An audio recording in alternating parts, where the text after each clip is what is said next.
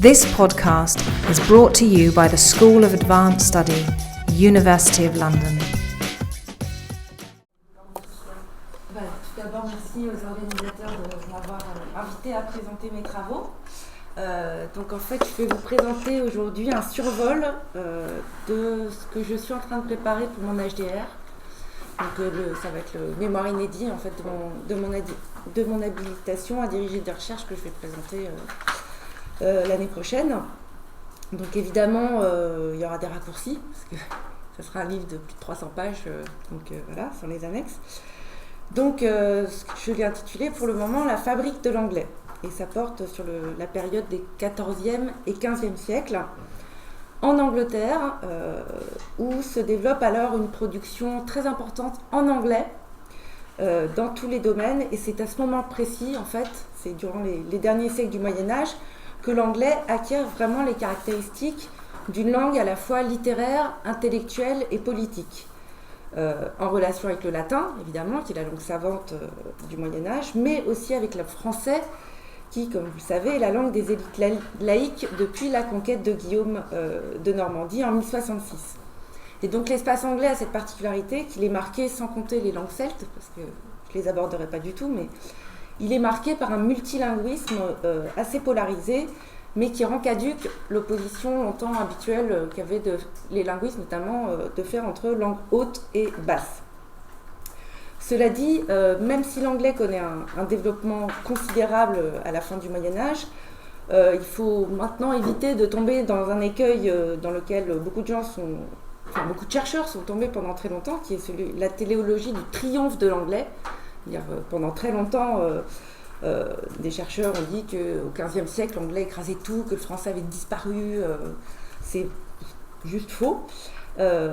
Et on peut se demander même au niveau linguistique si certains textes ne sont pas en fait plus multilingues que, à proprement parler, anglais. Parce qu'il y a énormément de tournures françaises, sans parler du latin évidemment, mais énormément de tournures françaises et de mots français, puisque à cette époque, il y a un emprunt massif au vocabulaire français.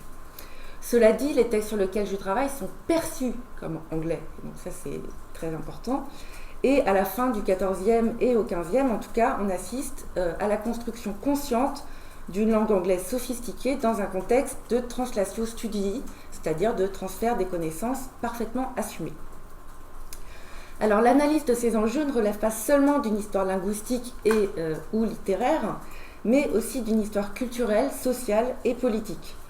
Ils doivent être replacés dans le faisceau plus large des transformations historiques de la fin du Moyen-Âge.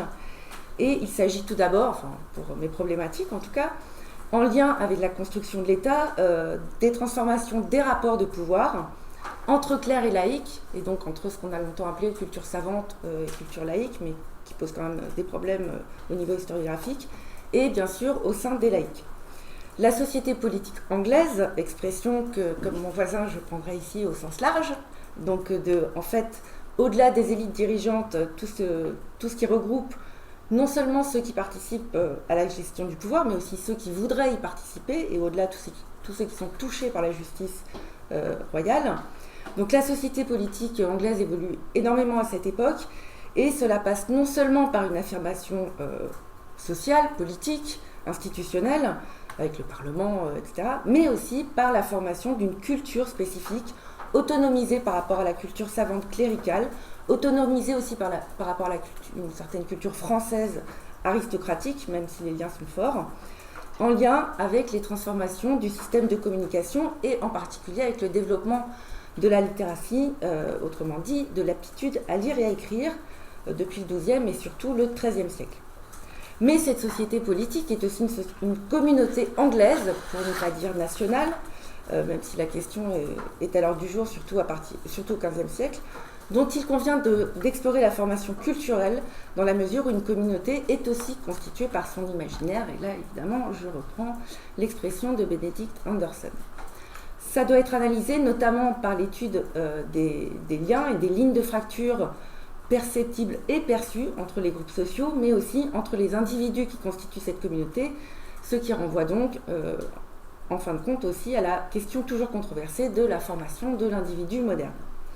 Et dans ce contexte, la littérature là encore au sens large du terme, telle qu'elle fut définie notamment par John Burroughs, qui soulignait que le concept moderne de littérature n'était pas opératoire pour le Moyen-Âge. La littérature, donc, quelle que soit sa nature, et je travaille sur différents types de textes littéraires, n'est pas seulement un reflet de ces transformations, elle en est aussi constitutive.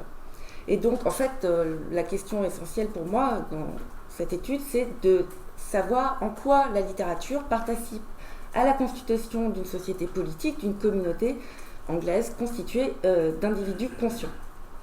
Et il faut inclure, même si je ne le ferai pas aujourd'hui, mais je le ferai dans mes travaux, dans cette interrogation la question du genre, d'autant que pour un certain nombre de chercheurs, la communauté anglaise au XVe siècle est par essence masculine, ce qui évidemment pose un certain nombre de problèmes. Dans cet espace, enfin, se développe un savoir, des connaissances dont la structure évolue, et il faut savoir comment, dans un contexte européen, c'est-à-dire dans un contexte marqué historiographiquement par la Renaissance, qui est réinterrogé depuis un certain nombre d'années par les chercheurs anglais, pour le XVe siècle, j'entends, car un aspect essentiel de cette structure et de ces transformations est assez peu mis en lumière, en tout cas dans les études littéraires et même historiques d'ailleurs, dans la mesure où il s'oppose justement aux classifications issues de l'époque moderne, c'est celui de la porosité des genres médiévaux, cette fois des genres textuels. Or, il me semble que pour comprendre le fonctionnement du champ de la connaissance dans l'Angleterre de la fin du Moyen-Âge, et plus largement la teneur des enjeux que je viens d'évoquer, il faut donc, me semble-t-il, dans un monde qui est encore chrétien dans sa totalité, arrêter de séparer tout le temps profane et dévotionnel, laïque et religieux, mais envisager les choses dans leur ensemble. Cela permet entre autres d'analyser différemment la dialectique entre communauté et individu, que j'ai évoquée, dans les domaines à la fois politiques, donc avec la question du rapport au pouvoir, dans le domaine religieux, avec la question du rapport entre salut individuel et collectif, et dans le domaine intellectuel, avec la question du rapport entre un savoir individuel intériorisé et un savoir collectif. Donc, pour tenter de mieux comprendre un peu tout ça, j'ai entrepris d'analyser un corpus de prologues et d'épilogues, présent dans 29 textes, donc c'est la liste que je vous ai donnée sur la première page, composé entre 1350 et 1470, donc en gros entre le moment où l'anglais devient vraiment une grosse production et le développement de l'imprimerie, qui va poser toute une série de problèmes un petit peu différents, appartenant à des genres variés, donc la littérature dévotionnelle, la poésie, des chroniques et des textes scientifiques principalement. À des fins heuristiques, j'ai regroupé ces ensembles en 3 grandes catégories. Donc, c'est pour ça que vous avez, j'ai fait des gros traits. Un premier groupe est constitué par des textes qu'on pourrait pratiquement qualifier de scientifiques ou d'informatifs au sens le plus large du terme, avec notamment des traductions rigoureuses ou en tout cas qui se présentent comme telles. Donc, il comprend 2 prologues des traductions de la Bible, dont celle de la Bible Wycliffique qui est une traduction hérétique. Des prologues de chroniques, celui de John Trevisa à sa traduction du Polychronicon de Ranulf Igden, qui était une chronique universelle très populaire de la première moitié du XIVe siècle. Une chronique plus tardive de John Capgrave, qui introduit un abrégé historique qui s'appelle Abbreviation of Chronicle, dédié à Édouard IV d'York. Et les prologues et épilogues de John Harding, qui introduit les 2 versions de sa chronique, respectivement destiné à Henri VI de Lancastre et à Richard York, le père d'Édouard IV.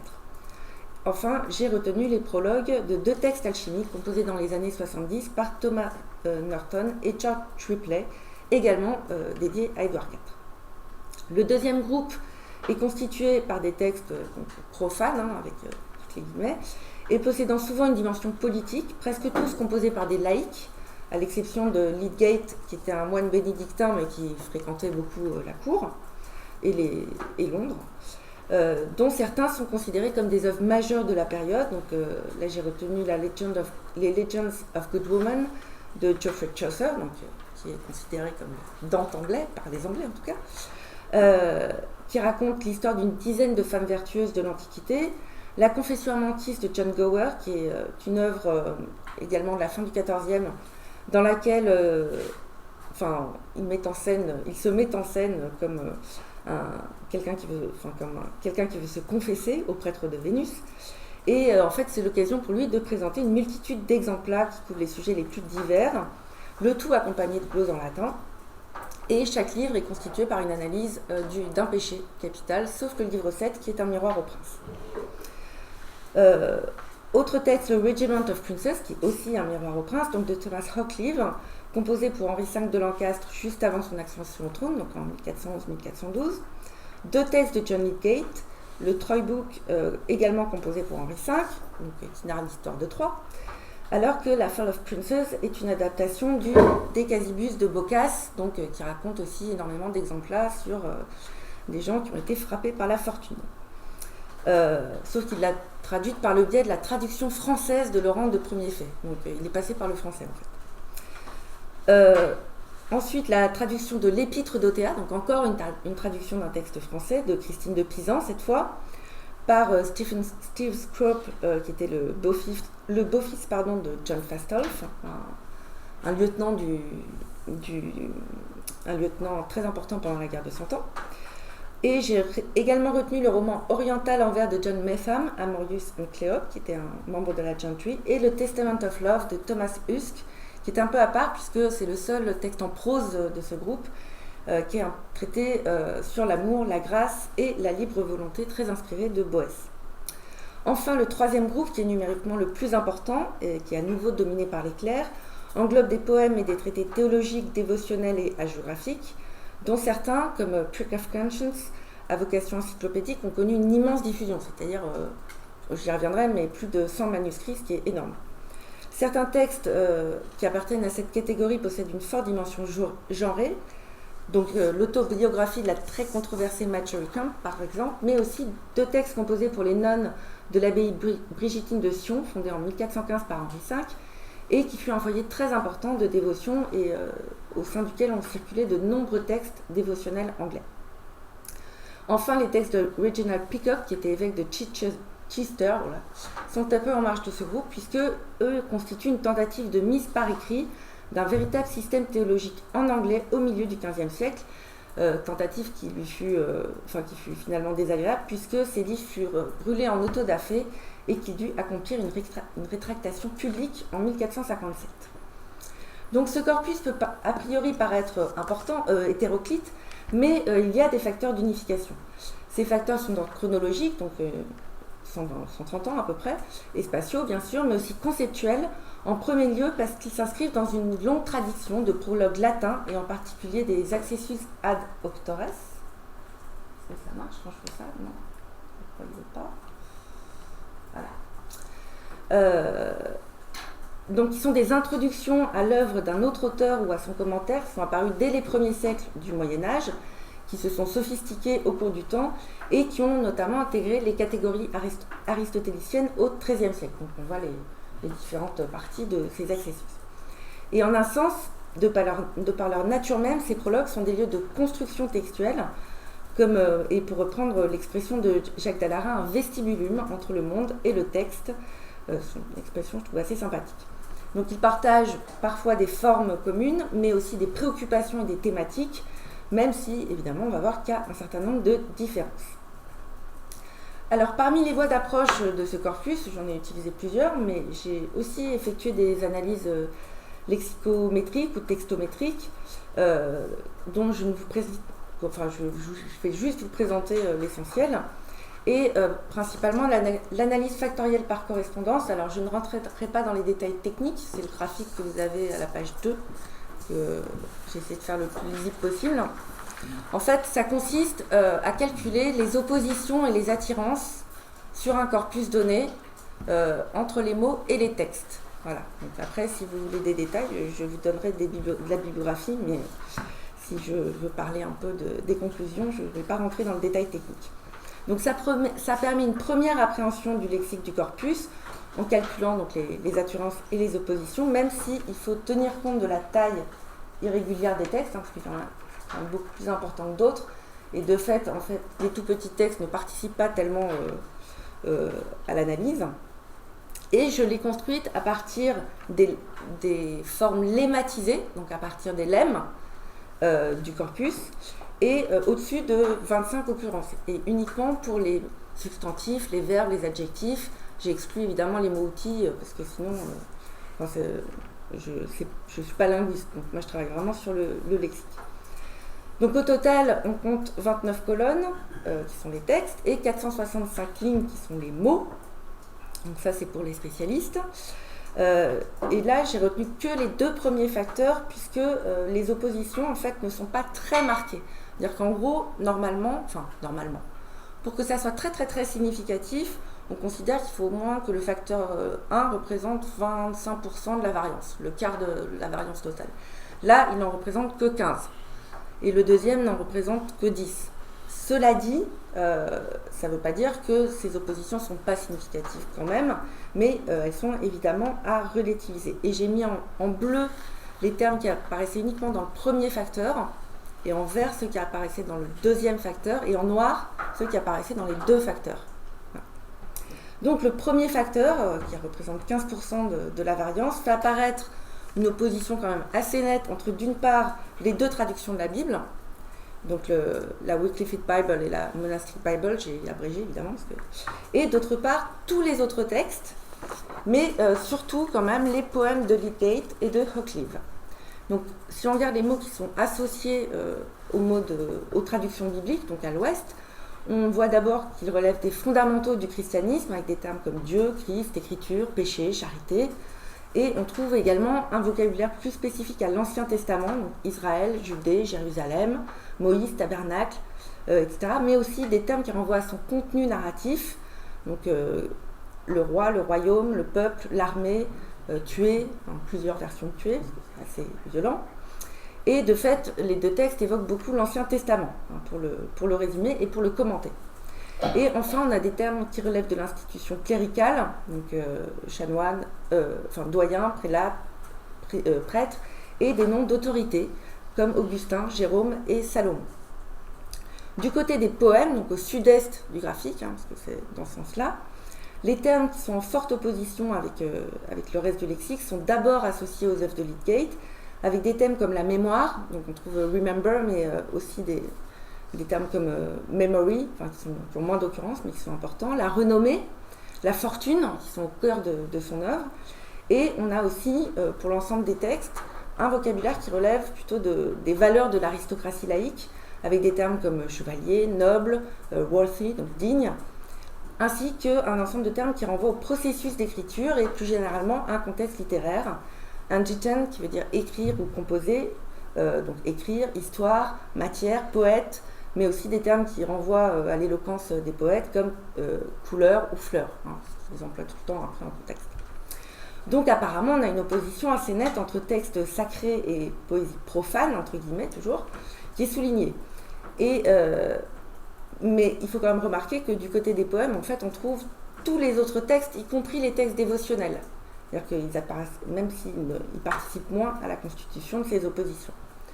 Le second facteur, donc 9,53% de la variance, oppose cette fois encore la littérature, les poèmes, donc Lydgate, Wycliffe, mais aussi la chronique de Harding, qui est en vert, aux traités dévotionnels et théologiques, particulièrement les textes de Peacock, donc le Donnet et la Rule, et les textes destinés aux nonnes de Sion, aussi, qui sont à peu près contemporains par ailleurs, comme vous pouvez le voir. Mais là encore, il ne s'agit pas tout à fait d'une opposition chronologique, puisque donc, du côté des poèmes, on va dire, on retrouve le même type de vocabulaire que précédemment, mais aussi des termes qui évoquent le monde d'ici-bas, estate, donc qui veut dire l'état, la catégorie en fait, riche, pauvre, les élites encore, avec knight, seigneur, roi, prince, et aussi, là, qui apparaît mieux, le territoire, et qui est un territoire anglais, donc on a England et Land. De l'autre côté, au contraire, on a un lexique spirituel important, avec des termes comme contemplation, dévotion, esprit, et ces textes sont par ailleurs inscrits dans une relative indifférenciation sociale, puisqu'il s'agit d'abord de s'adresser aux chrétiens ou aux créatures de Dieu. Enfin, beaucoup de termes de ce côté du Nord donc, renvoient à la transmission plus qu'à un processus créatif, avec des verbes comme connaître, donc know, learn, apprendre, montrer, comprendre, enseigner, et on voit aussi la présence d'un lexique qui relève de l'organisation de l'œuvre. Donc là, on a des auteurs qui se soucient davantage du contenu et de la clarté de la transmission que de la forme. Enfin, on note la présence de termes sur lesquels je reviendrai plus tard, comme necessary et profit, mais pas profit au sens terrestre, au sens spirituel plutôt. Cela étant, il existe quand même un certain nombre de convergences, donc renforcées, je l'ai dit, par la relative faiblesse des oppositions, et par le fait que dans tous les cas, le vocabulaire de la connaissance, de la transmission et de l'attention portée au contenu et aux intentions est présent, et que sauf pour les traductions bibliques, il n'y a pas d'opposition à ce niveau, donc dans le premier facteur, puisque les termes importants comme know, learn, understand sont neutres. Ça veut dire qu'ils ne participent pas du tout alors qu'ils sont très fréquents. Donc cette AFC fait avant tout ressortir des oppositions thématiques plus que chronologiques et semble dans une certaine mesure renforcer l'opposition traditionnelle entre textes dévotionnels et profanes, notamment en ce qui concerne la connaissance du monde et la connaissance de Dieu et du christianisme. Mais, je l'ai dit, elle fait aussi apparaître des correspondances. Alors, maintenant, pour rentrer dans le vif du sujet, je vais envisager 3 aspects à ma réflexion aujourd'hui. Un premier point sur l'émergence de l'auteur et son rapport à l'autorité. Un deuxième point sur les conceptions de la lecture et des communautés de lecteurs et de lectrices. Enfin, un troisième point sur les conceptions de la connaissance et les conditions de sa transmission. Donc je vais d'abord m'intéresser à la question de l'auteur et de l'autorité. Donc depuis une trentaine d'années environ, les études sur le développement de la notion d'auteur à la fin du Moyen-Âge et plus généralement sur les conceptions médiévales de la littérature et de la textualité se sont multipliées là je m'occupe de ma paroisse, dans le champ académique anglo-saxon. Et elles répondent en partie aux réflexions sur l'absence d'auteur au Moyen-Âge, dans le cadre qui a fait aussi beaucoup d'écho là-bas, évidemment, du débat entre Foucault et Barthes, qui a toujours encore de l'écho aujourd'hui, surtout chez les littéraires, et qui ont permis une remise en cause du paradigme de l'urtexte, donc texte idéal, d'un auteur idéal, forgé par la philologie positiviste du XIXe siècle, avec en corollaire celle du canon littéraire. Et un exemple, sur le plan historiographique le plus spectaculaire sans doute, pour l'Angleterre, c'est la réévaluation récente, très récente, parce que ça fait à peu près 15 ans, de la littérature justement du XVe siècle, puisque pendant très longtemps, on a dit et répété que les études, ces textes et ces auteurs étaient des pâles copies de Chaucer et n'avaient strictement aucun intérêt, et que quant aux textes dévotionnels, ils avaient été complètement sous la chape de la réaction à l'hérésie, j'en reparlerai, et que donc ils n'avaient non plus aucun intérêt. Que la littérature du XVe n'avait aucun intérêt. C'est évidemment plus ce qu'on dit maintenant. On s'interroge aussi de plus en plus sur les mécanismes de collaboration octoriale, non seulement au sens restreint, par exemple quand il s'agit d'auteurs féminins aidés par des clercs, mais aussi au sens plus large en incluant les interventions scribales comme mécanisme fondamental de la production manuscrite. À mon sens, ces réflexions peuvent être élargies et ce que j'ai essayé avec ce corpus, essayer de comprendre, en partie évidemment, les modalités de l'émergence de l'auteur, que je définirais ici comme un individu conscient de la singularité de sa production textuelle, pour l'ensemble des producteurs de textes, y compris les anonymes, puisque tous les auteurs, même au XVe, ne se nomment pas encore. Cela passe d'abord par l'analyse de la manière dont nos auteurs se représentent, mais aussi de la manière dont ils envisagent leur texte, ou plutôt ce qui relève de la forme du texte, langue d'écriture, rapport aux sources, style et rhétorique. L'analyse de leur rapport aux autres acteurs de la production textuelle, patrons, scribes, lecteurs, est aussi indispensable, donc en relation toujours avec la dialectique communauté-individu, en lien aussi avec la question des rapports hiérarchiques, et il faut aussi s'interroger sur les hésitations, voire les résistances. Et là, je m'inscris dans le cadre du problème des rapports entre autorité énonciative et autorité institutionnelle, tels que Gérard Leclerc les avait définis dans son ouvrage sur l'histoire de l'autorité. Or, d'autant que l'Angleterre, qui est donc marquée par les hérésies lollardes à la fin du XIVe siècle, est la seule hérésie anglaise du Moyen-Âge, donc qui a fait grand bruit, est un espace où la question est fortement dramatisée. Mais le problème est également politique, puisque cette période est un moment d'ouverture de l'échange politique avec le prince qu'il faut cependant négocier. Qu'en est-il tout d'abord de la manière dont nos auteurs se présentent ? La plupart des auteurs de mon corpus connaissaient les accessus ad doctores, même si tous n'en font pas état de manière aussi forte que Bockenham, qui construit ouvertement son prologue, enfin le premier prologue de ces légendes des saintes femmes, selon les 4 causes aristotéliciennes, tout en les rattachant aux 2 questions fondamentales, qui et pourquoi. Donc cette filiation avec les accessus aristotéliciens n'est pas toujours aussi nettement affichée, mais elle est souvent sous-jacente, comme l'avait déjà montré Alastair Minnis pour Chaucer, Gower et Huske. Et il est vrai que la présentation d'une œuvre en langue vernaculaire selon les conventions cléricales appliquées aux vrais auteurs, donc les auteurs bibliques, les pères de l'Église, les auteurs classiques, et la première voie permettant de rehausser le prestige de son œuvre, de l'œuvre et de son auteur. Pour l'Angleterre, on constate une accélération très nette à la fin du XIVe siècle, mais il faut quand même analyser la manière dont les auteurs se sont appropriés ces conventions, qui sont établies de longue date, que certains considèrent comme des topos, justement, pour répondre aux enjeux et aux problématiques de leur temps. Donc là, je ne prendrai qu'un exemple, celui du topos d'humilité, qui domine la représentation dans de nombreux textes. Donc ce topos se décline de manière variable. Une première manière, c'est les protestations sur le manque d'éloquence des auteurs, très courant. Un seul exemple, celui de Thomas Huske, donc qui dit « En vérité, un entendement stupide et une âme anxieuse ont si douloureusement miné et buriné mes esprits qu'une telle entreprise de composition ne saurait m'être familière. » Donc il y en a pas mal qui brodent sur ce thème. Parfois, ce topos est décliné en lien avec les âges de la vie.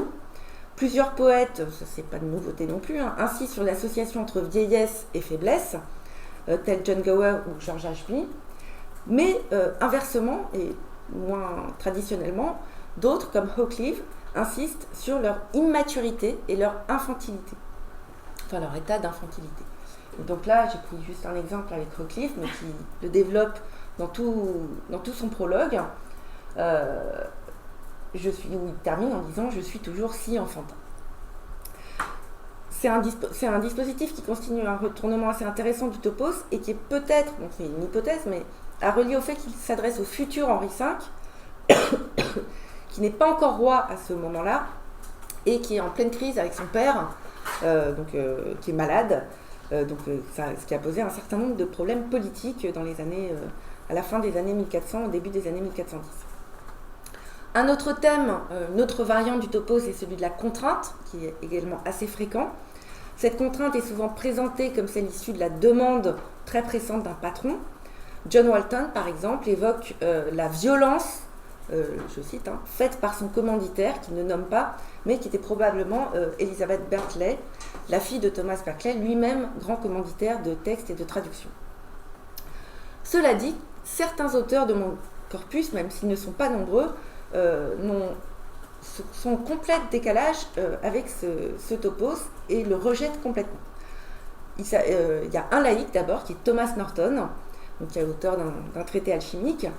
Il évoque certes la contrainte à laquelle il est soumis, mais pour lui, cette dernière est d'abord liée à l'expression de sa propre miséricorde. En fait, il se fait violence lui-même. Et il développe après sur le fait qu'il n'y a que lui qui pouvait écrire ça. Et donc il ne fait pas vraiment preuve d'humilité. Parmi les 2 clercs, un des 2 est Reginald Peacock, qui insiste dans le prologue du Donnet pour que l'on juge ses œuvres à l'aune de son intention et de leur mérite.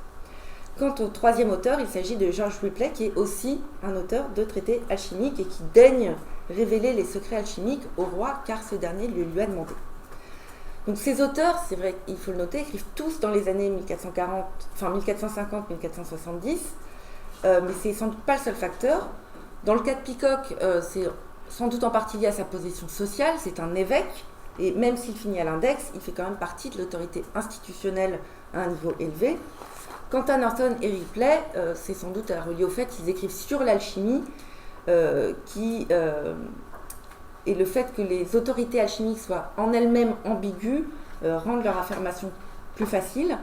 Et en outre, l'alchimie est extrêmement à la mode dans les années 1470 à la cour d'Édouard IV. Ces différentes déclinaisons du topos, donc, et son rejet, sont intimement liées à la question de l'usage de l'anglais, que ce soit dans le cadre d'une traduction ou non, et je ne développerai pas aujourd'hui sur la question des traductions. Mais les justifications de l'anglais sont aussi un moyen de valider celui qui en fait usage, même si les obstacles sont importants. liés d'abord à l'hérésie Lollard. Pourquoi ? Parce qu'en fait, c'est eux qui ont traduit la Bible dans son intégralité en anglais en premier. Et évidemment, ça a posé un certain nombre de problèmes.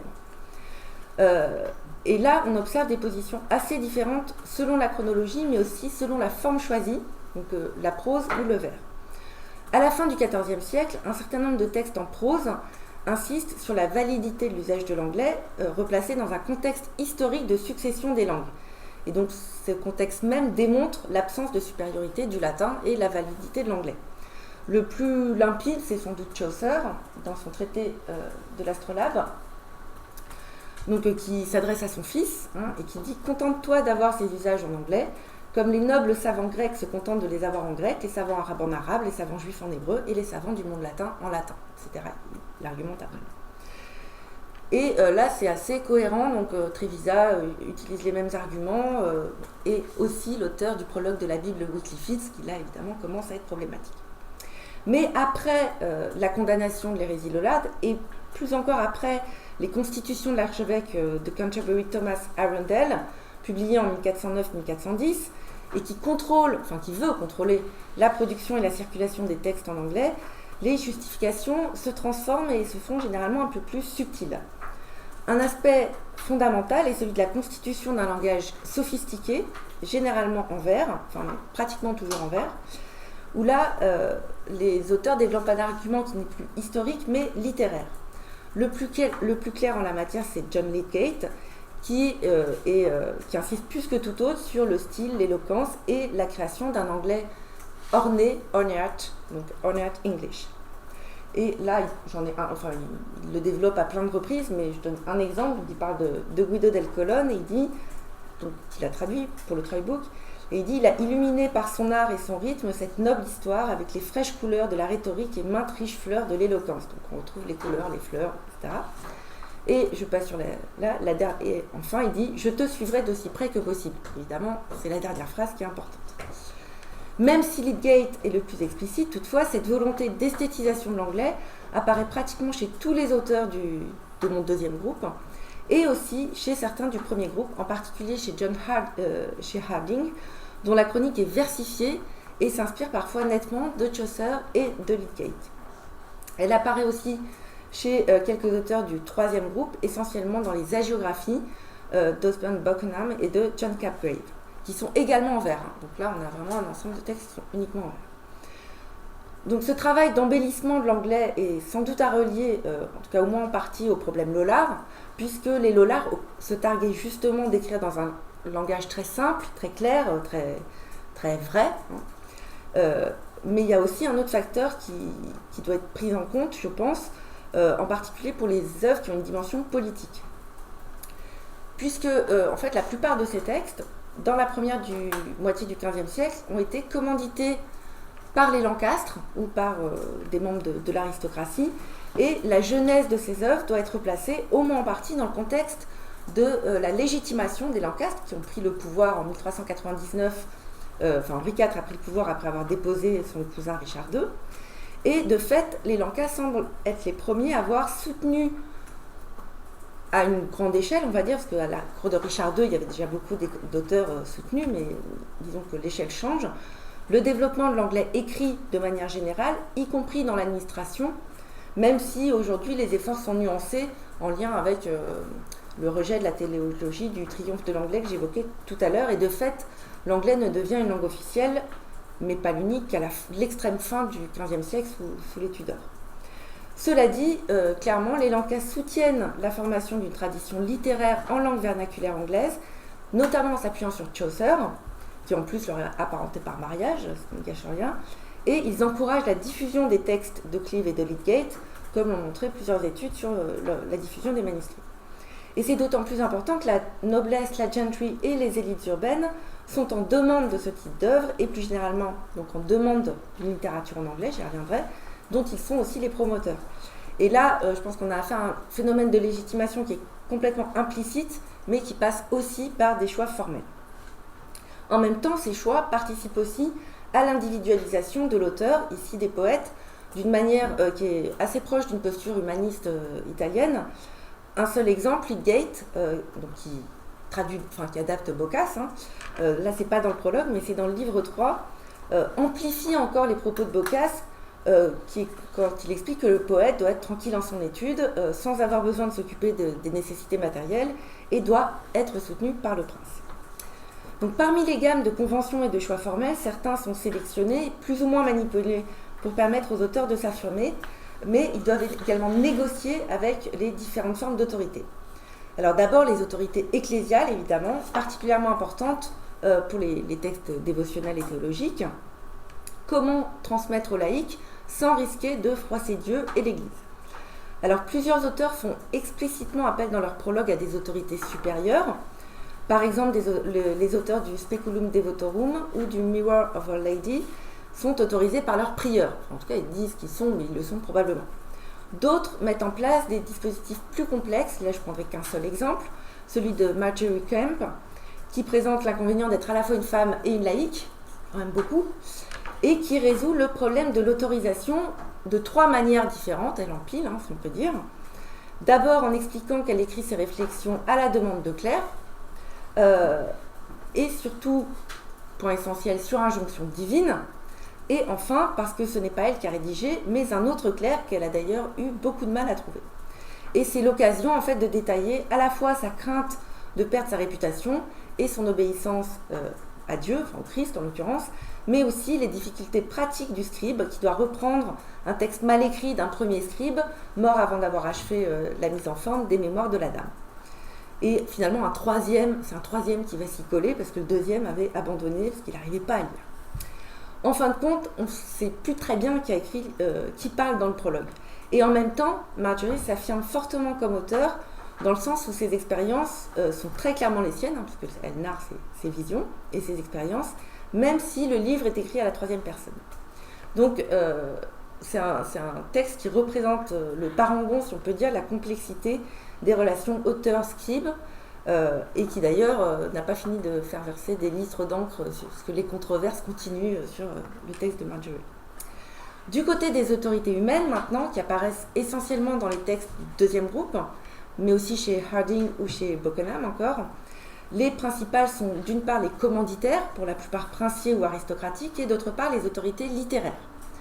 Le recours à l'autorité du prince est évident chez la plupart des auteurs, à l'exception de Chaucer et d'Usk. Et globalement, le prince ou le grand noble apparaît plutôt enclin à soutenir son auteur, tel Thomas Berkeley pour Trevisa ou Humphrey de Gloucester, le frère d'Henri V de Lancastre pour Lydgate. Et ils sont parfois même, selon les écrivains en tout cas, particulièrement intrusifs. Mais le prince n'est pas le seul laïc sollicité. La grande affaire est là la construction de Chaucer comme autorité moderne, comme mythe, comme père de l'anglais. Et le premier qui participe à cette construction, c'est Hoccleve, qui l'a sans doute connu en fait, et qui écrit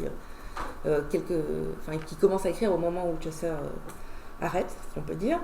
Et donc ça c'est le premier éloge, où là on a tous les éléments du mythe, ô mon cher maître et mon révérend père, mon maître Chaucer, fleur de l'éloquence, miroir de l'entendement fertile, au père universel du savoir, etc. Et après il brode pendant tout le 15e et encore au 16e. Donc là, on a effectivement constitution d'une filiation littéraire qui a d'ailleurs eu un impact sur la critique depuis le 19e siècle, parce qu'ils ont parfois été pris au mot, et pendant très longtemps, du coup, au détriment des auteurs du 15e, je l'ai dit tout à l'heure. Cela dit, Chaucer n'est pas le seul poète à être appelé par les poètes. Lydgate, en particulier, s'inscrit dans une véritable assemblée poétique qui comprend notamment Sénèque, Cicéron, Pétrarque et Boccace, donc encore aussi des auteurs, certains auteurs de la Renaissance.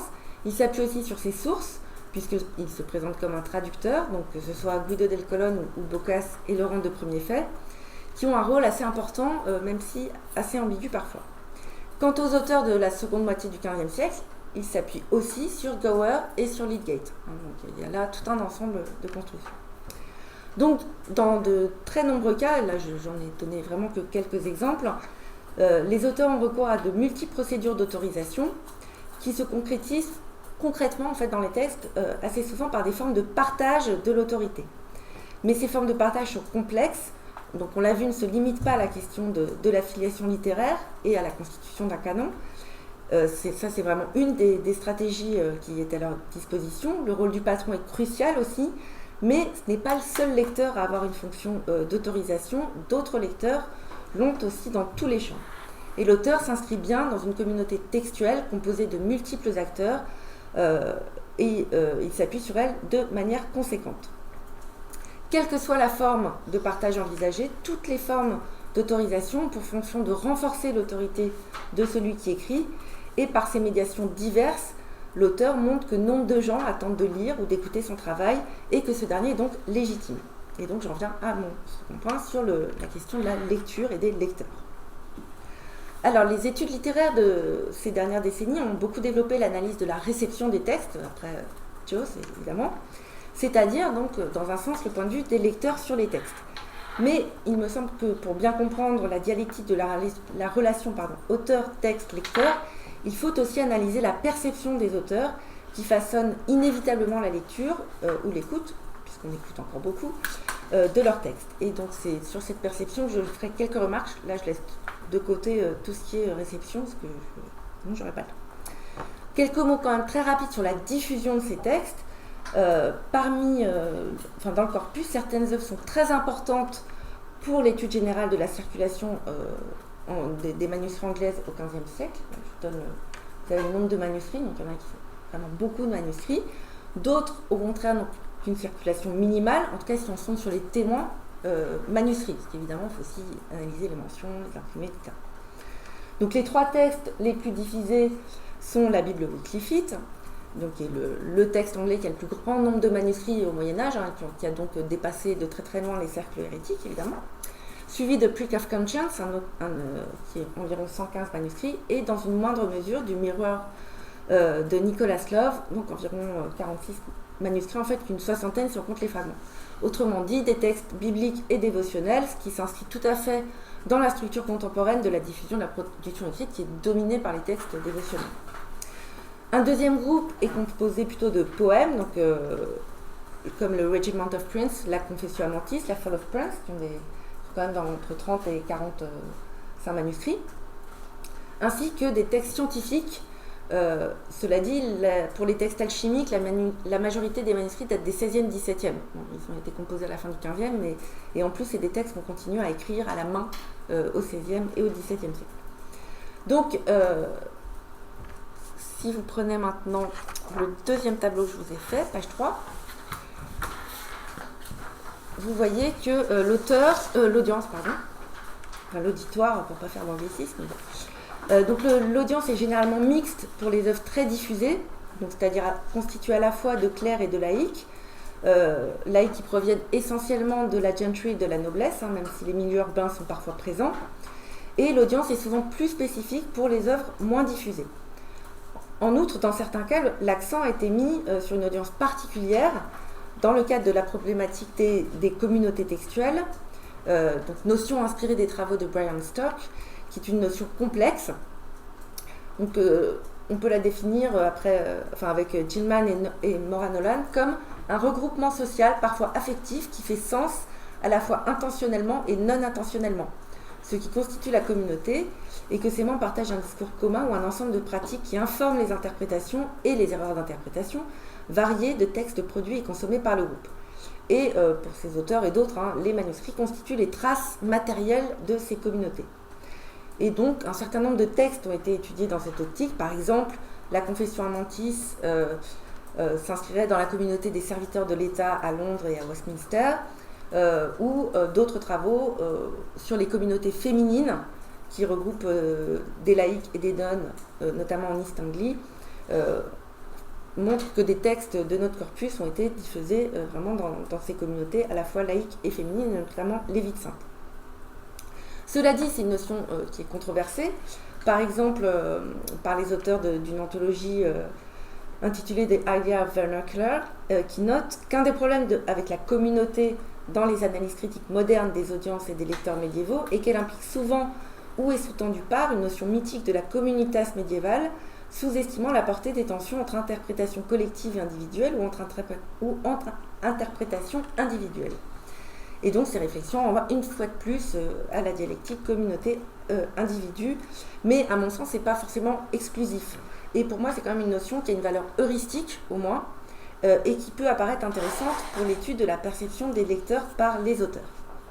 Et donc, on peut se demander si des communautés textuelles imaginaires se trouvent d'une manière ou d'une autre dans les textes mêmes. Et si oui, est-ce qu'elles ont un lien avec le lectorat et l'auditoire réel. Donc, d'abord, pour étudier la perception des lecteurs par les auteurs, j'ai fait des analyses lexicales, mais bon, là, je présenterai que je me limiterai au terme read et book. Donc, le verbe read est très fréquent, puisqu'il compte 209 occurrences, ce qui est beaucoup, enfin bref. Et si on regarde le graphique des spécificités, alors les spécificités, ça indique en fait les écarts, c'est-à-dire par rapport à la distribution qui donne juste le nombre en valeur absolue, là ça indique les irrégularités par rapport à une moyenne théorique au sein du corpus. Donc là on voit bien par exemple que dans le Mirror of a Lady, le terme est surreprésenté, qu'il apparaît de manière très très conséquente. Et de fait, on verra que c'est un thème qui est très très présent dans le texte. De manière générale, si on regarde les associations lexicales, on a quand même quelques différences. Par exemple, dans la Bible Wyclifite, où le terme apparaît surreprésenté, mais en fait, comme c'est le texte le plus gros, il apparaît quand même très très souvent. Read renvoie toujours, presque, à une lecture à voix haute et un enseignement. Dans les textes de Lydgate, au contraire, et dans une moindre mesure dans le texte de Chaucer et d'autres, il renvoie clairement à la lecture de livres. Donc là, on a quand même une différence assez importante. Ou enfin, troisième élément, dans les textes dévotionnels, comme le Speculum Devotorum, ça renvoie d'abord à la lecture ou à l'écoute du traité fait, ainsi qu'à la nécessité de bien lire. Si on prend le terme book maintenant, qui est aussi, qui est encore plus fréquent, puisqu'on compte 443 occurrences au singulier et 191 au pluriel, on voit qu'il est quand même même s'il est très important, il est quand même surreprésenté à nouveau dans le Mirror of Our Lady. Bon là, je ne sais pas si on voit bien les noms des textes, mais faites-moi confiance. Ainsi que dans les textes de Peacock et au pluriel dans le texte de Trevisa. Donc, tandis qu'il est sous-représenté dans la Bible monastique et dans le texte de Hoccleve. Et ça, je pense que c'est lié aussi au fait que ces deux textes particulièrement ont une mise en scène dialogique. Donc dans les deux textes, c'est des dialogues en fait. Je pense que c'est un lien. Si on regarde les associations, donc pour le terme au singulier, on voit que la Bible Wyclifite représente quand même un tiers des occurrences, constitue un cas particulier puisque book fait toujours référence au livre de la Bible. Donc là, c'est particulier, ou à la rigueur aux œuvres des pères de l'Église. Pour le reste, il faut souligner que la tendance lourde, quelle que soit la nature du texte, même si c'est encore plus fort pour les textes dévotionnels, et que book est pour la moitié des cas précédé du qualificatif dis, autrement dit, c'est dans la moitié des cas une référence au livre présenté. Pour les autres livres, un point notable concerne la Fall of Prince de Lydgate, où book apparaît en lien avec le livre de Boccace et avec d'autres auteurs. Donc là, on retrouve aussi le fait qu'ils se mettent toujours, ses lectures, ses poètes, etc. Quant au texte de Peacock, lui ne cite que ses autres livres. Il s'auto-référence constamment. Pour le pluriel, enfin, on a un usage plus varié, sauf là encore dans la Bible Wyclifite, où le terme ne renvoie qu'au livre de la Bible, et chez Peacock qui continue à s'auto-référencer.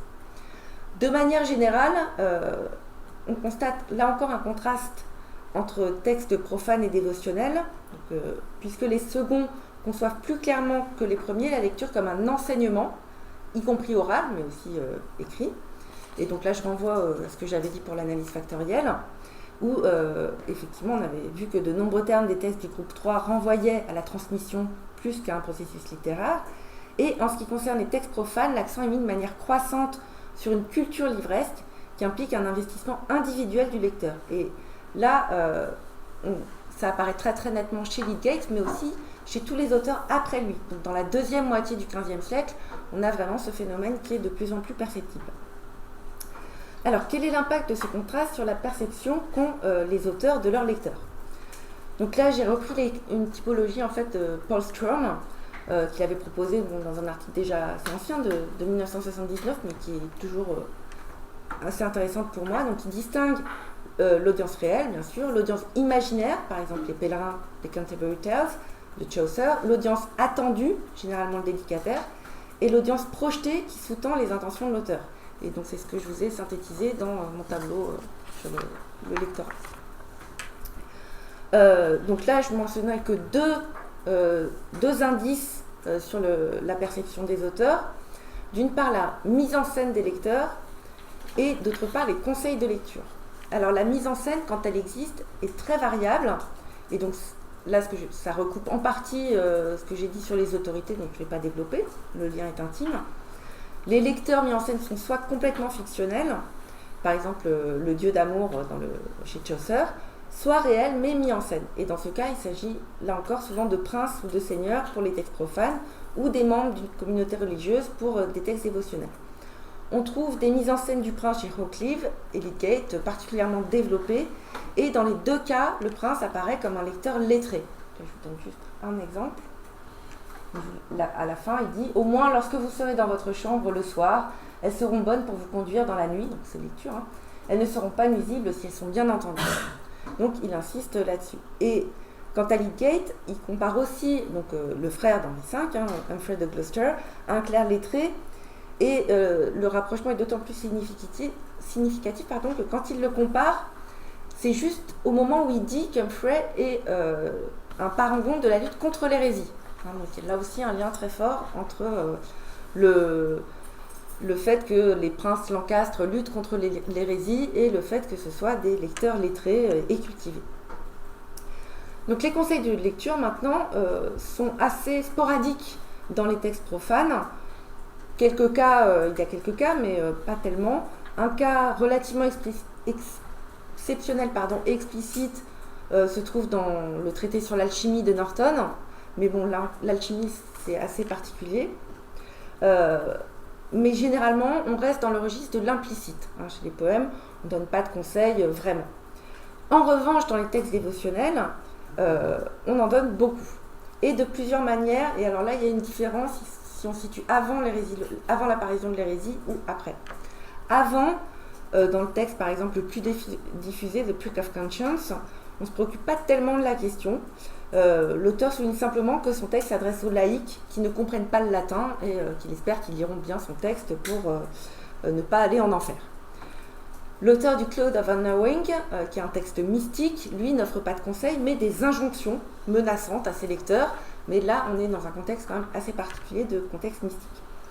Après l'apparition de l'hérésie, on a quand même beaucoup plus de textes, il faut distinguer d'une part entre ceux qui sont adressés à une communauté religieuse et d'autre part ceux qui s'adressent à une audience plus large.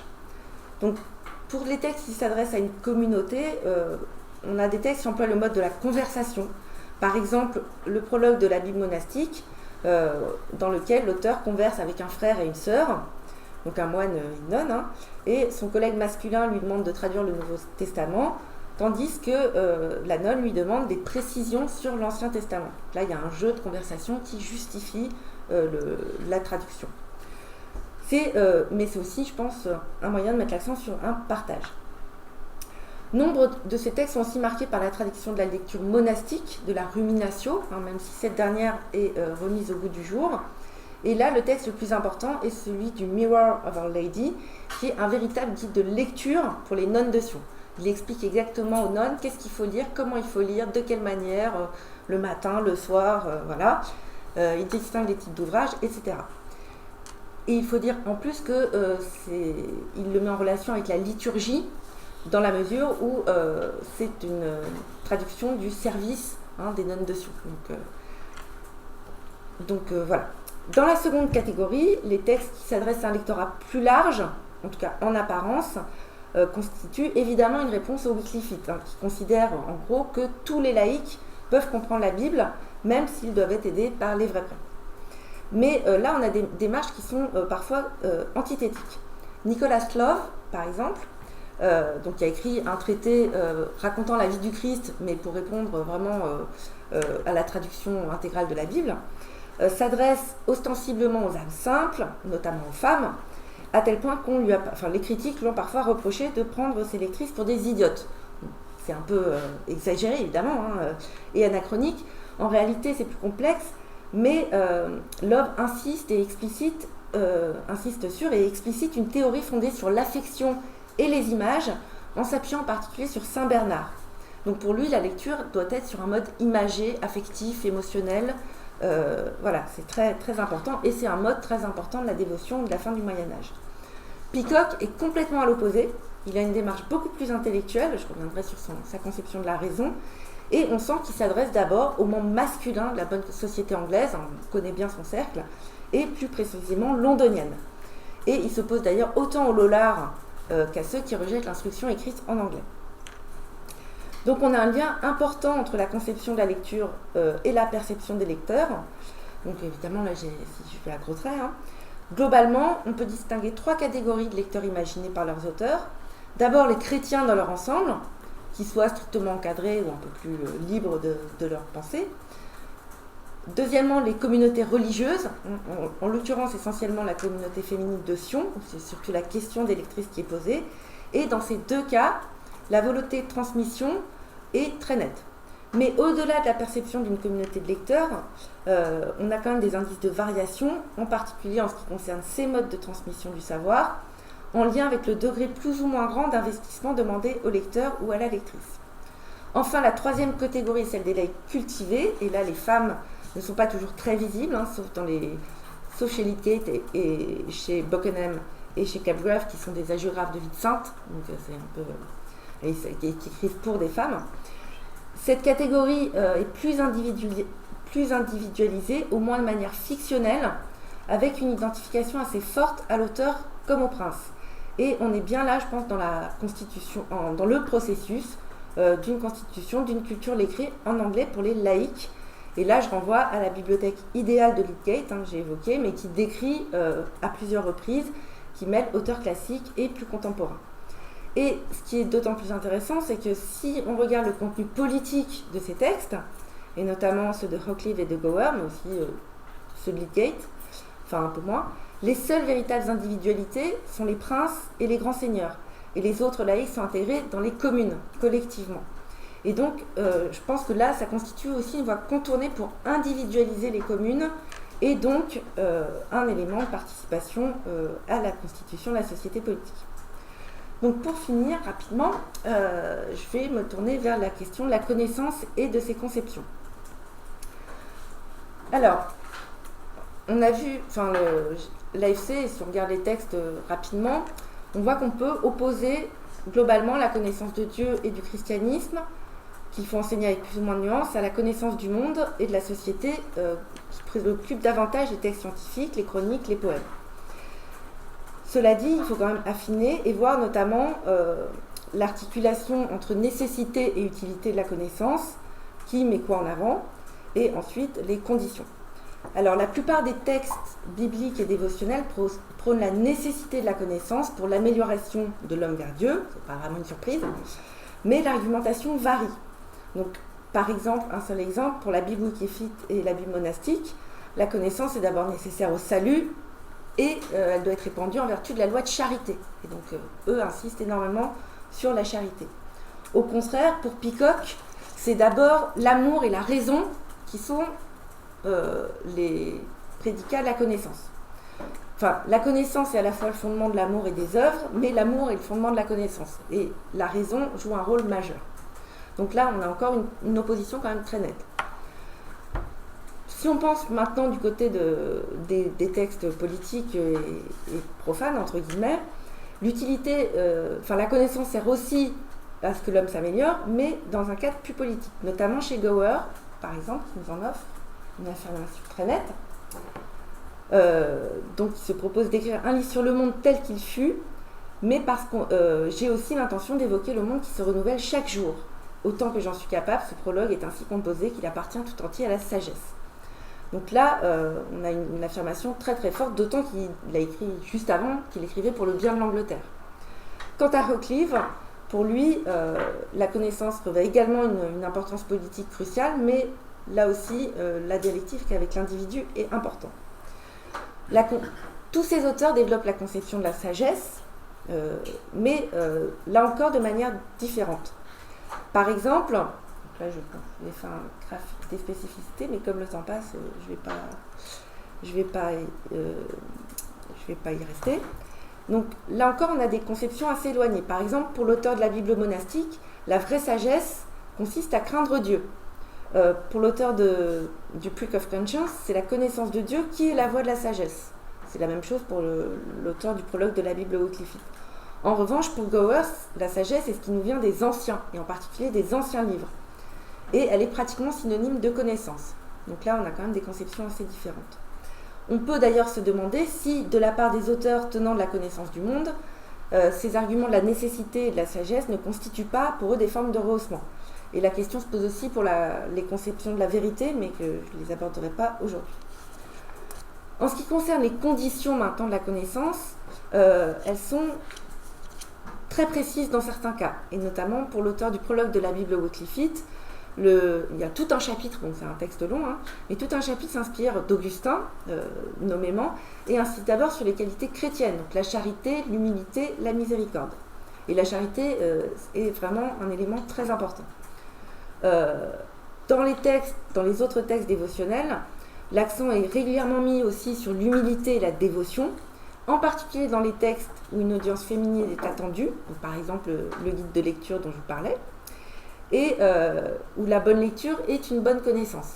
Il y a aussi une conflation entre les deux. En revanche, Peacock, s'il évoque également les vertus morales et chrétiennes, lui insiste une fois de plus sur la nécessité d'employer la raison et fait de très longs développements sur les rapports entre raison et foi. Et donc la raison est pratiquement aussi indispensable que la foi, si ce n'est plus. Les auteurs du groupe 2 et d'une partie les textes scientifiques, poétiques, les chroniques sont moins bavards et les points de vue diffèrent parfois. Donc certains insistent également sur les vertus éthiques, par exemple Thomas Merton, donc il dit celui qui veut poursuivre cet art doit avoir la grâce et doit être rempli de vérité. Donc la grâce reste importante. Mais, il ajoute, il doit également posséder de l'entendement et avoir des richesses en suffisance. Donc là, on arrive à la question des conditions pragmatiques, des loisirs, qui apparaît dans d'autres textes. On l'a vu chez Lydgate, et ça apparaît effectivement dans un certain nombre de textes. Dans le même ordre d'idées, Gower insiste sur la question du travail intellectuel, bien que, là encore, il le développe plutôt dans le livre 2, qui est consacré au péché de paresse, comme on pourrait s'y entendre. Et pour nombre d'auteurs, le travail de l'esprit est d'abord un travail de lecture avant d'être un travail d'écriture. Il y en a un certain nombre qui insistent sur le fait qu'il faut lire des livres, et encore mieux en posséder, mais bon.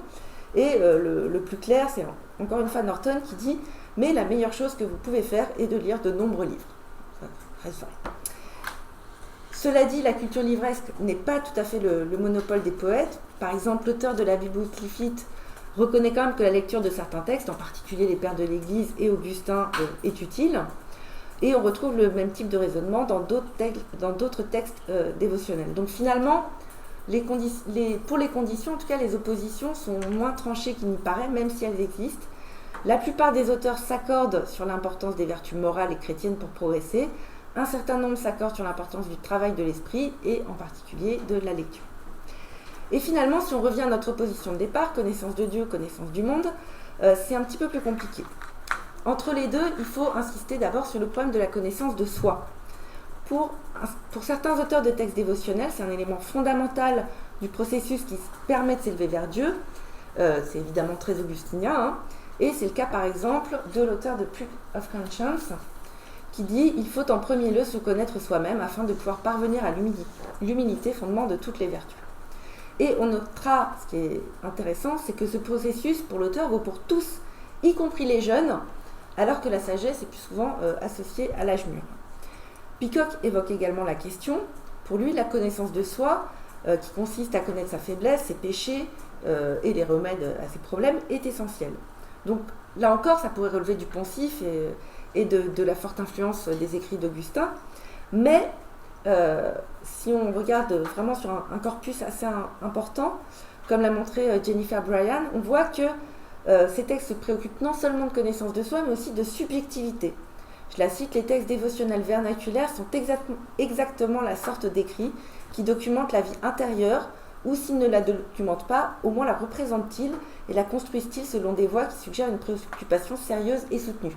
Et c'est des textes du 15e. Elle montre aussi que ces voies diffèrent selon les textes. Mais cette connaissance de soi, elle est aussi présente chez des auteurs profanes. Alors le plus important pour ça, c'est Hoccleve, dont l'ensemble de l'œuvre exprime une conscience de soi particulièrement complexe, mais elle apparaît aussi dans d'autres textes.